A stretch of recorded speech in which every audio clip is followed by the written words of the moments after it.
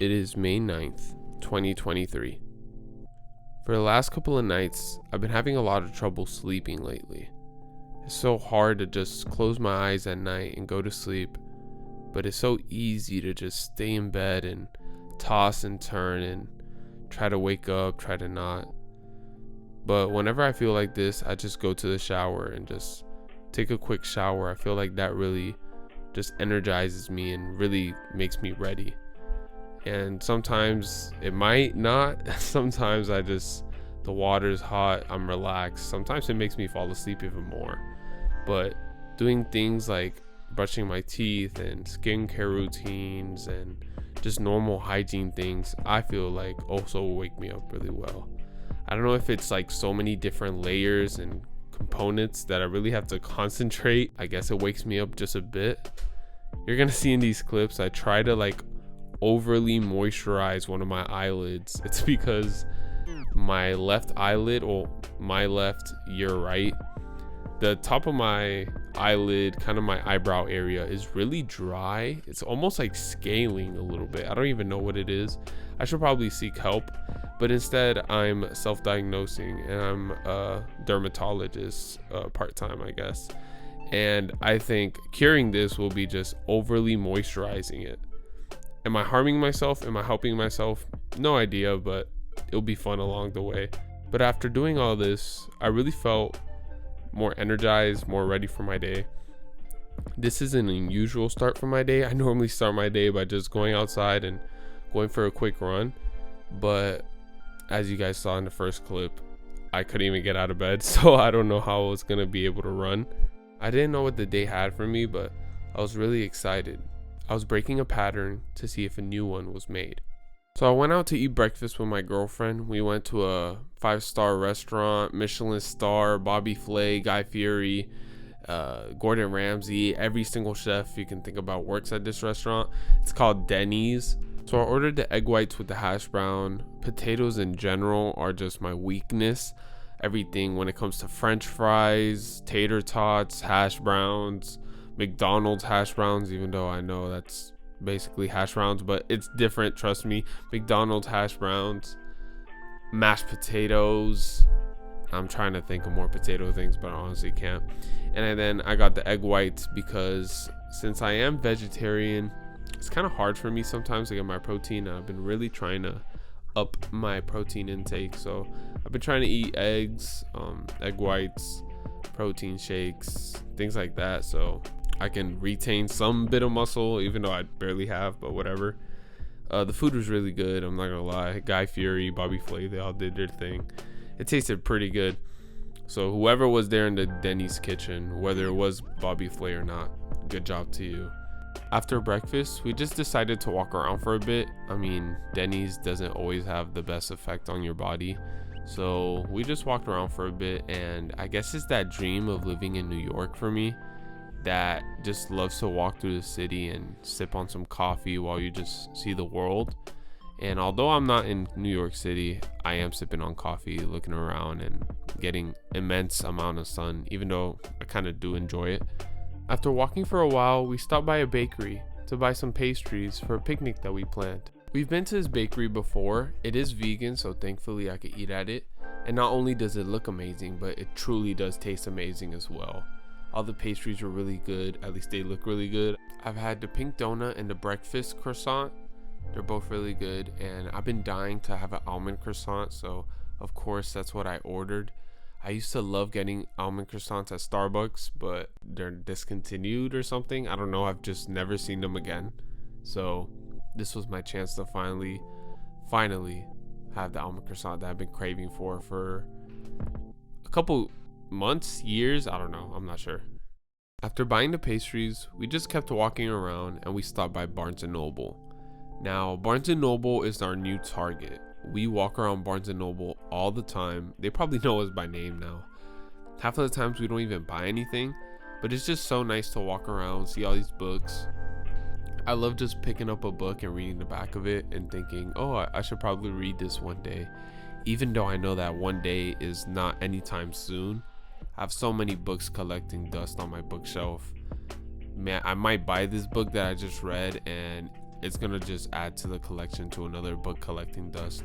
But as you see in the later clips, you're gonna see I'm actually reading at the picnic. So I'm trying to get through these books. I'm trying to finish them. I'm trying to complete my summer bucket list. I'm trying to do all these things, and hopefully I can do it.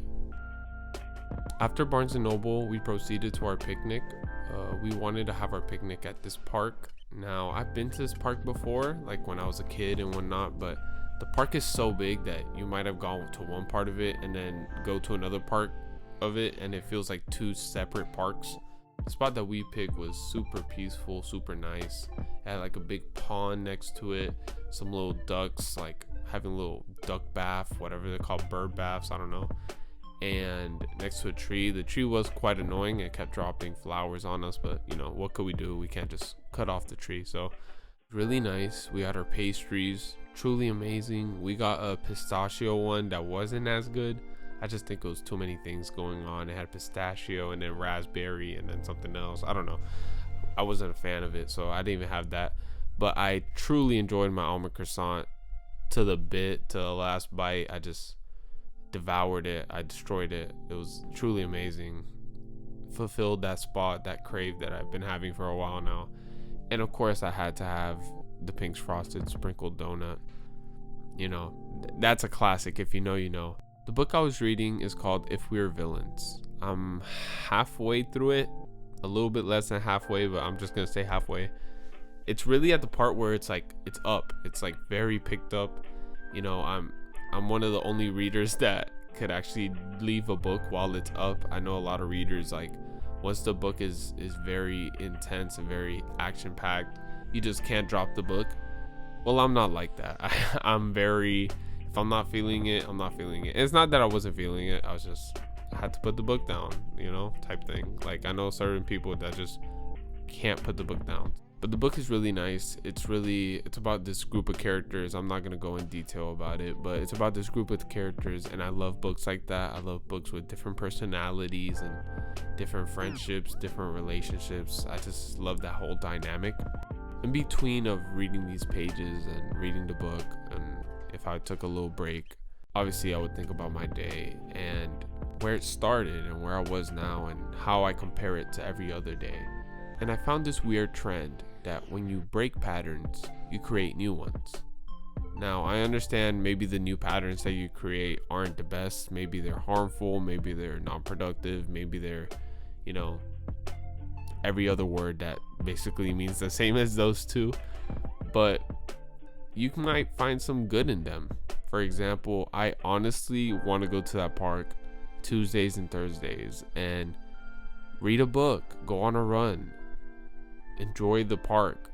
I felt like I was, even though I only just read the book, and you're gonna see later on I go on a run, still I feel like I was so productive and I felt so good in the moment that I honestly want to do this more often. And I feel like maybe if you incorporate parts of the old pattern in the new pattern, but still make it feel sort of new, as little as just changing the route that I run felt so better. And obviously I have the privilege to go to a whole other place, but even little things, like I noticed that when I ran a certain way, let's say counterclockwise, if the next day I run clockwise, it's a new pattern and it feels so different. It feels so better. It gets boring. It unmotivates you. It's like you're running past the same tree in the same angle, the same crack in the sidewalk that you keep having to skip over so you don't break your leg. Things like that. Just simply doing it the other way and not taking the same route that you normally take really just changes something. I don't know what it is, but it changes something, at least in my brain. And running throughout this new park, not only is there nice things like hills that could push me a little bit more on my run. I could honestly, if I really wanted to run from the beginning to the park to the end, that's probably like a couple miles, like not even 3, like maybe like 6 or 7 is that big of a park, or maybe more, I'm not even sure. It was just nice, that change of scenery. Not only do I feel like I did 1,000 times better on my run, but it just felt nice. And even taking back from that run, just sitting here reading the book. Honestly, I don't feel like I could do this at the park near my house, but here it's so nice, it's so relaxing. I honestly feel like I can just concentrate and escape into this book. Everything else doesn't really matter at this point. It's just me and this book and these words on these pages that this author wrote and this world that they created. And I wasn't able to do this if it wasn't for breaking this pattern. If I was to wake up and go on a run and not do everything that I did before that you just saw, I wouldn't be at this point. And then next week on Tuesday and Thursdays, I wouldn't be coming to this park. And who knows, maybe I don't come to this park on next week, but it's just that new experience that I know that I can incorporate into my daily life or my daily routine or whatever you want to call it now at this point. So after sitting there, we both went on a run. It was really nice. It was really hot, but I do enjoy the sun. I do really like to feel that run. I really like to feel afterward that I'm sweaty, a little out of breath. I get a little tan. I really like seeing the effects of my run, and I want to know that my run was good by these factors. After our run, we decided to go to Trader Joe's because we really wanted to make the focaccia bread. My girlfriend's been seeing it all over TikTok and she wanted to try it. You're gonna see later on in the clips it did not go well, but you'll see. She wanted to decorate half her, half me, so I was thinking maybe some sun-dried tomatoes, some garlic, but then my friend J-Town called me and my grocery shopping went out the window. I just started talking to him, and it's so nice to catch up with friends. Nothing feels better than having like a real conversation. We went home and we tried making the bread. I mean, it was looking really good at first. Honestly, what killed us was we put 2 doughs into this really steep pan, and I feel like it really had to be just a very narrow one, not one that was that deep. And maybe 1 dough would have been fine. I feel like 2 doughs was maybe a little bit too much, because when we did bake it, not only did the top would burn, but that middle area would be basically raw dough. So we basically couldn't eat it, but that didn't stop us from trying to decorate the top. As you're gonna see, I think her side was a little bit better. I can't stand onions, so I did not want any onions on my side, so we divided the middle, funny enough, with an onion. On my side, I had sun-dried tomatoes, garlic, thyme, rosemary, and I even put a little bit of honey on top at the end, but we weren't really able to really savor it like how we wanted to because it got burnt.